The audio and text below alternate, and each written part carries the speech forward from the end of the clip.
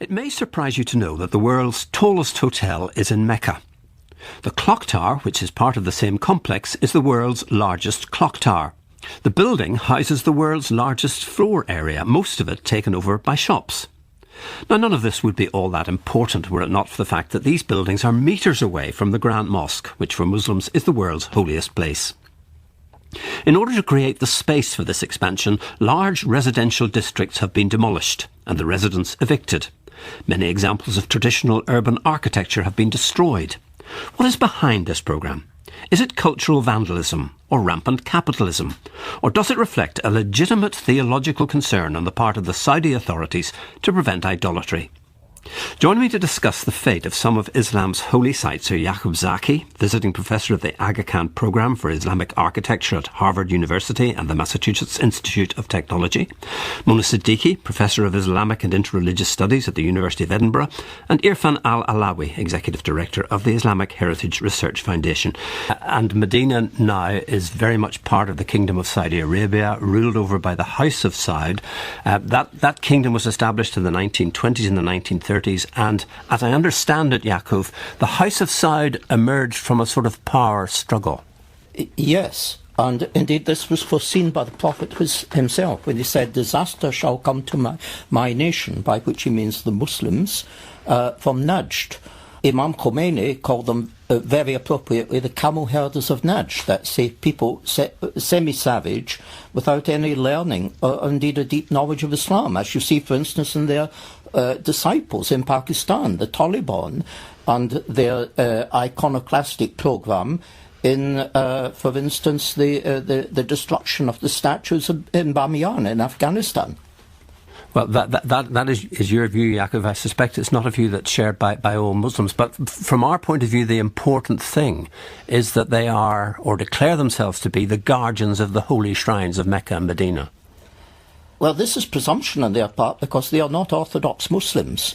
Wahhabism is a heretical sect that dates only from the 18th century, founded by Ibn Abdul Wahhab, who entered into a contract with the House of Saud to re-establish Islam in its pristine purity.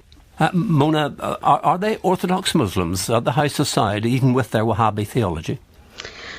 I think there's two issues here. I mean, irrespective of what non-Wahhabi Muslims think of Wahhabi Islam, and there is huge scepticism about what they are doing in the name of Islam in their search for this pristine purity, in their search for the first few decades of the Prophet's life. But I think to categorise them as non-Muslims or not Orthodox Muslims, I think might be slightly contested. It is one thing to say that the way they are going about trying to impose their version of Islam might be completely antithetical to the way most Muslims live. But I think to say that they are somehow non-Muslims, as if they don't believe in the basic creeds, that's slightly problematic. And they are the guardians of the holy shrine, so self-declared or not. So as far as they're concerned, they have an absolute obligation to look after Mecca and Medina, Irfan. Yes, this is of course proclaimed, and I think I would disagree there, because one issue here is that the Kaaba or the Prophet's Mosque or Mecca and Medina belongs to every Muslim in the world. One cannot take over these cities and claim to be the custodians and then destroy and demolish and remove whatever they like. Let's just mark one or two of the distinguishing characteristics of Wahhabi theology. The one that, in the context of this programme, is perhaps most important, Mona, is their absolute detestation of idolatry. But then that's not exclusive to Wahhabism. I mean, idolatry is an anathema to Islam and most monotheistic traditions in general. I think it's the way they go about defining what idolatry is, and therefore destroying all kinds of things, talking about graves and buildings and mosques and sites in the name of idolatry.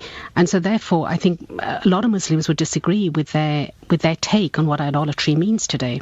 Presumably because a lot of Muslims would think that it's right to honour the Prophet. In fact, they'd all think it's right to honour the Prophet, but they would think it's right to do that by revering saints, for instance, and visiting shrines, Yaqub. Yes, according to Wahhabi theology, this is polytheism, association of gods with God.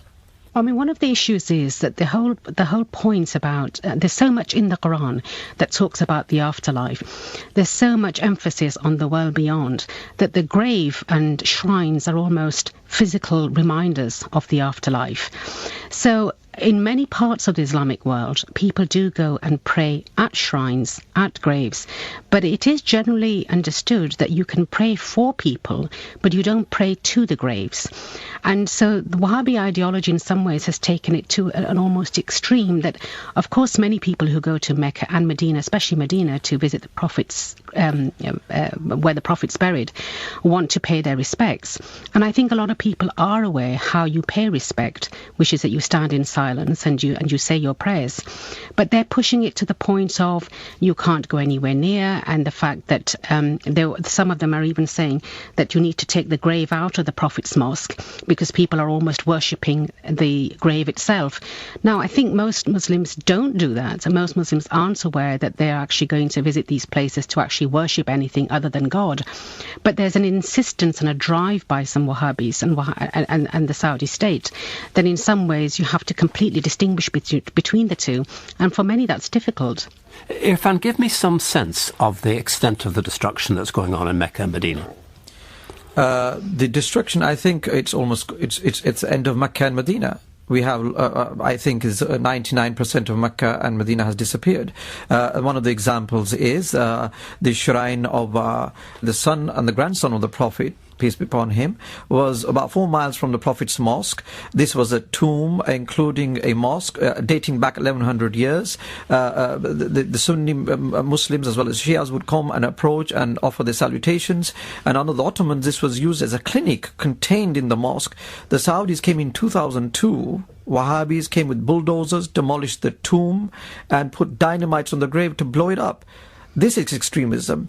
And then if you come back in the 1985, when myself, alongside other excavations, we were carried around near the Grand Mosque of House of Khadija, the first wife of the Prophet Muhammad, and he lived in this house for 22 plus years. This was the house where his daughter Fatima was born. This was a house where 2 of the Quran's revelations appeared to him.